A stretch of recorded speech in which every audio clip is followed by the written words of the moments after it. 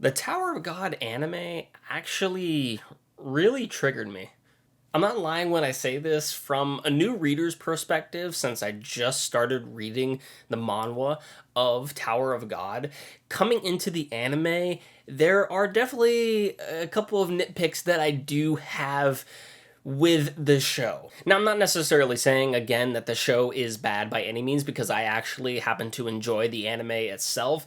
However, going from a reader's perspective, especially a new reader, going into episode 1, I felt very frustrated in terms of how they handled it. So in this video, I'm going to go ahead and just explain as to why I felt disappointed by the show.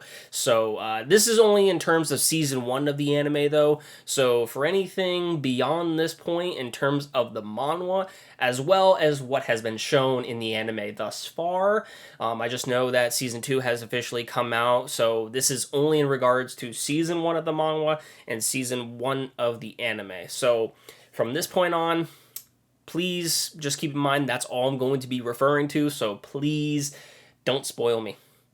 Be very careful of what you say in the comments. Now, before we continue on this point forward, just know that I'm not going to go over each and every nuance of the story that has the anime and manhwa's differences, because otherwise this video would take forever. So I'm just going over the main key points, so just hear me out.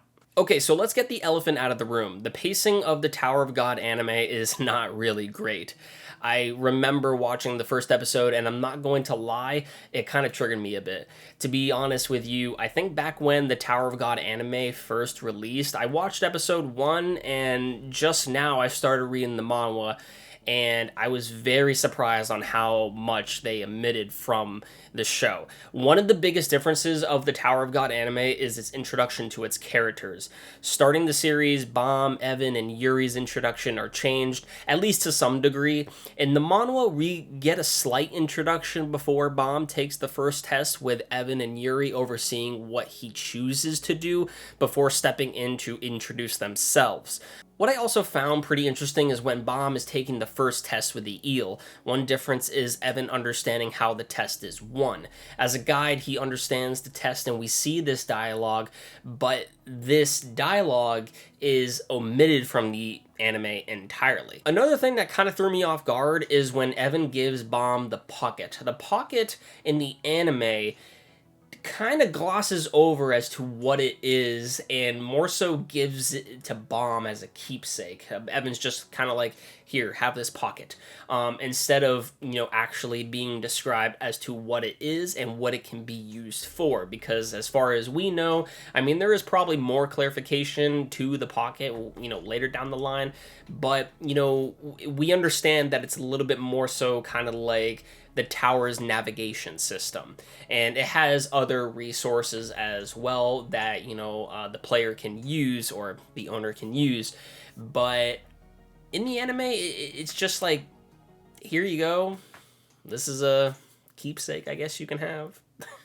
Overall, what I'm trying to say is that when it comes down to the character interactions, as well as the character developments that are showcased within the anime, while they are, showcased, they are shortened and do not really seem to have much of a connection, as opposed to in the manhwa, it goes in a little bit of on a deeper level and makes it more memorable in that case, while in the anime, you could tell that there is a lot of stuff that is skipped, and when it comes down to the supporting cast, they're kind of just there in the background. For example, at least from what I can remember, the interactions between Bam and Endorsi are very minuscule, with certain conversations being shortened or cut, which kind of ruins their dynamic.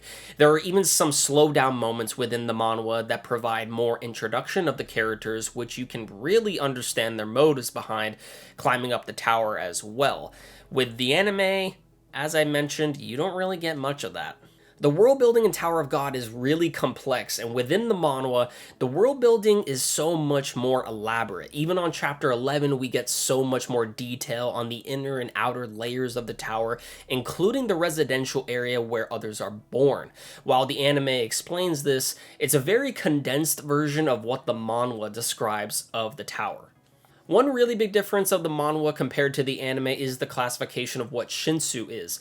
In the manhwa, we get a good amount of background of what Shinsu is, such as how it can be used as a weapon, that it is essentially what allows people to live and breathe within the tower, how it can be compressed, and also that it can essentially be used to change elements such as fire, water, or light.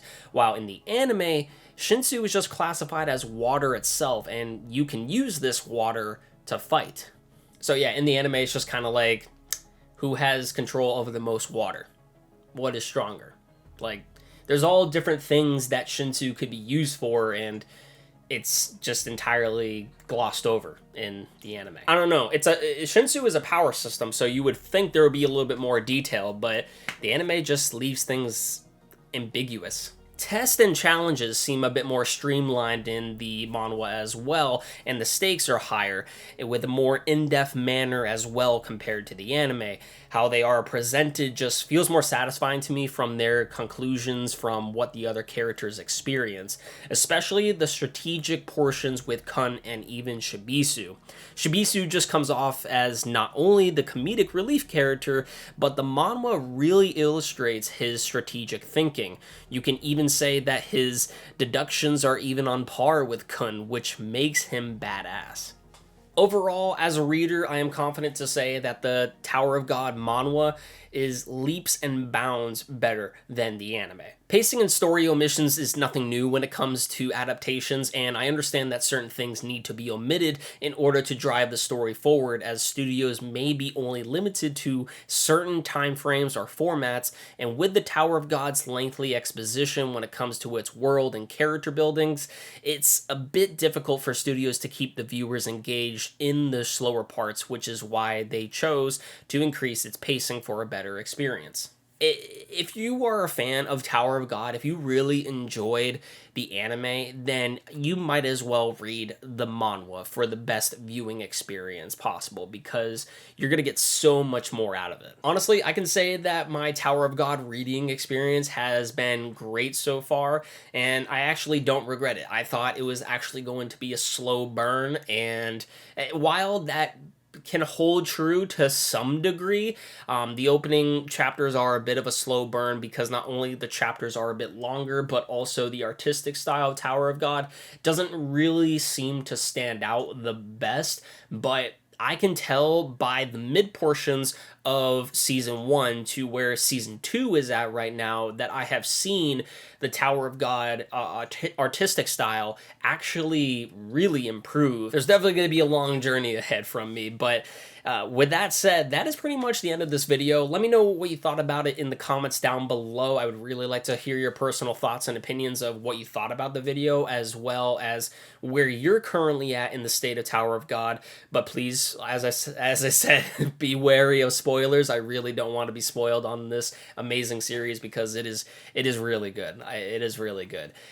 Give the video a like if you happen to enjoy the video. It helps me know what you guys enjoy, and if you guys want to see more Tower of God videos, because I got a couple of stuff in mind.